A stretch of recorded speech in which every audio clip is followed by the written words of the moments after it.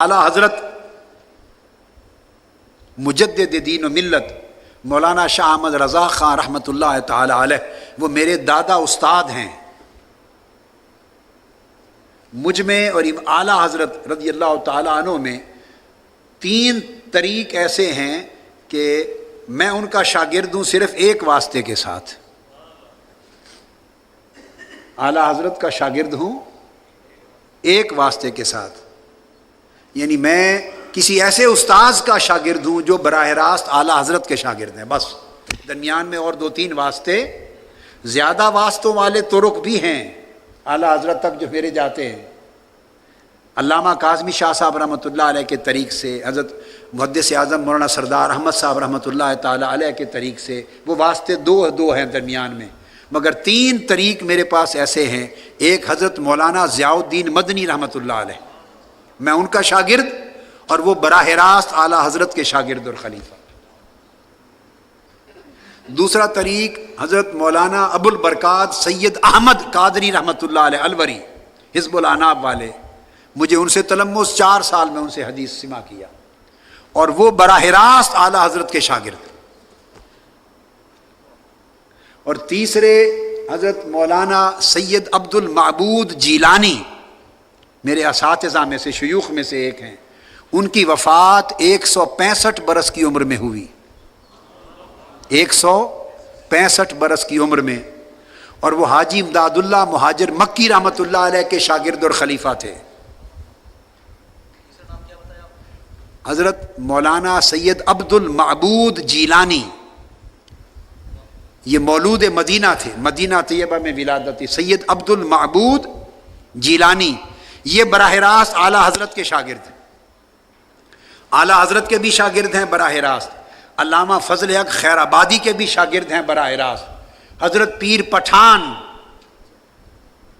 حضرت خواجہ شاہ سلیمان توسوی رحمۃ اللہ علیہ، ان کے بھی شاگرد ہیں براہ راست، اور میرے دادا اور پردادا شیخ سیدنا علی نقیب الاشراف اور سیدنا عبد الرحمن النقیب، حضور قدوت الاولیاء سیدنا طاہر علاء الدین، میرے شیخ کے دادا اور پردادا ان دونوں کے براہ راست شاگرد ہیں۔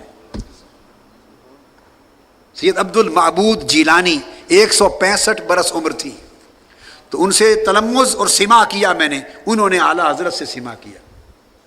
تو میں عرض یہ کر رہا ہوں کہ اعلیٰ حضرت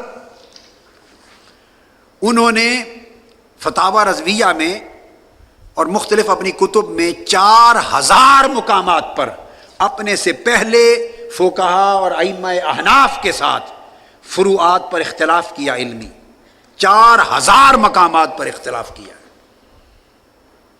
اور وہ پھر بھی سنی رہے،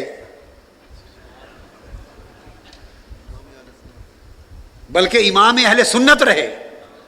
اپنے سے پہلے علماء سے، امام طحطاوی سے سمیت الامام شامی سے، صاحب در مختار سے، صاحب رد المختار سے، فتاوی صاحب قاضی خان سے، عالمگیری سے، امام طحطاوی سے، مختلف فقہا اور ائمہ فقہ سے 4000 مقامات پر اعلیٰ حضرت نے علمی اختلاف کیا ادب کے ساتھ، اور وہ امام اہل سنت رہے۔ تو ہم نے کوئی علمی بات چھوٹی سی ایسی مختلف کر دی تو ہم تو چھوٹے سے حقیر فرد اہل سنت تو رہیں گے ہی نا، حقیر سے فرد اہل سنت تو رہیں گے۔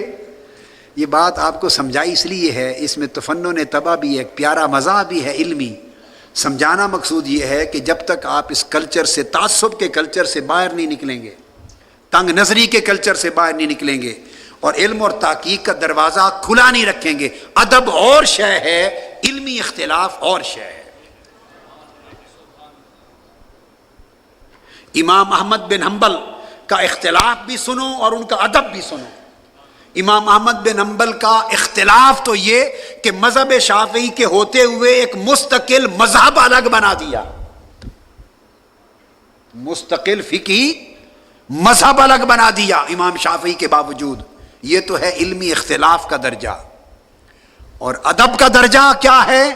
جب بغداد میں امام شافعی کے پاس امام احمد بن حنبل تھے، وہ گھوڑے پر سوار ہو کے سفر کرتے، احمد بن حنبل ان کے گھوڑے پر ان کے قدم پائیدان پکڑ کر تیز چل کے ان کے بیان کردہ فرمودات کو نقل کیا کرتے تھے، گھوڑے کے پائدان کو پکڑ کے پیدل چلتے تھے.